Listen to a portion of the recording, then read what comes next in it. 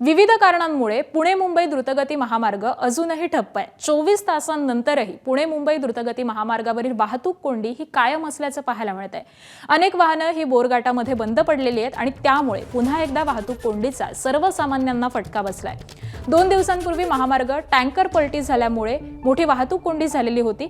तब्बल 35 तास लोक या वाहतूक कोंडीमध्ये अडकलेले होते आणि त्यानंतर आता पुन्हा सर्वसामान्यांना या वाहतूक कोंडीचा फटका बसतोय। आणि याच संदर्भातले आत्ताचे ताजे अपडेट्स जाणून घेऊयात आमचे प्रतिनिधी राजू सोनावणे यांच्याकडून। राजू, पुन्हा एकदा ही वाहतूक कोंडी झाल्याचं दिसतंय, बोरघाटामध्ये ही वाहतूक कोंडी झाल्याचं कळतंय। नेमकी काय कारणं आहेत आणि सध्याची आत्ताची परिस्थिती काय आहे? आपण पाहतोय का बोरघाटामध्ये अजूनही वाहतूक कोंडी मोठ्या प्रमाणावरती आहे।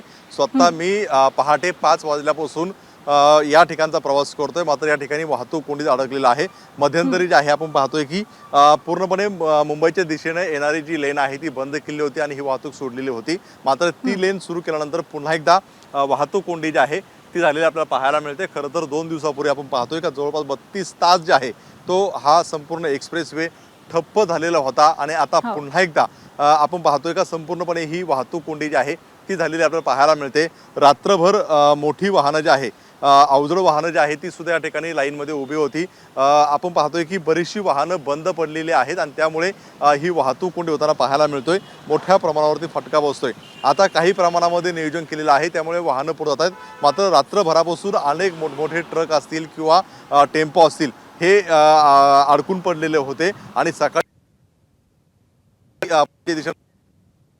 ही काही प्रमाणात पाहतो आपण का जे काही मिसिंग लेनचं काम सुरू आहे त्याला सुद्धा आणखी 2 महिन्याचा अवधी झालेला आहे। साधारणतः 30 एप्रिल पर्यंत हे काम सुरू होईल असं सांगितलं जातं। त्यामुळे ही वाहतूक कोंडी आहे ती वारंवार होताना पाहायला मिळते। 2 दिवसापूर्वी आपण पाहतोय की केमिकलचा टँकर पलटी झाला आणि जवळपास 35 तास जे आहे तो संपूर्ण खंडोबा झाला होता। अनेक त्यामध्ये अडकून गेलेले होते आणि पुन्हा एकदा तशीच वाहतूक कोंडी काही आहे ते आपल्याला पाहायला मिळते। त्यामुळे मुंबईकडून येणारी जी काही वाहतूक कोंडी आहे त्यांना या मिळते त्यामुळे मुंबईकडून येणारी जी काही वाहतूक कोंडी आहे त्यांना या सगळ्याचा सामना करावा लागतोय। खरं तर याला भौगोलिक जर आपण परिस्थिती संपूर्ण पाहिली तर या ठिकाणी खरं तर दुसरा रस्ता पर्यायी रस्ता उपलब्ध करून देण्यासाठी प्रशासनाने एक राज्य सरकारला अहवाल सादर केला होता का ह्या याच्यावरती जर वाहतूक कोंडी झाली किंवा भविष्यामध्ये वाहनांची वर्दळ वाढू शकते, त्यामुळे कर्जत शिरूर हायवे जो आहे तो मोठा करावा तो आणि दुसरीकडे मिसिंग लेन सुरू केलेला आहे। मात्र त्याच्यात सुद्धा अनेक डेडलाईन्स आहे त्या वाहतूक मनस्ताप आहे तो नागरिकांना होताना नक्कीच बरोबर। त्यामुळे एकीकडे मिसिंग लिंकचं हे काम सुरू आहे, या प्रश्नावरती तोडगा निघावा यासाठी प्रशासनाकडून ही तयारी केली जाते।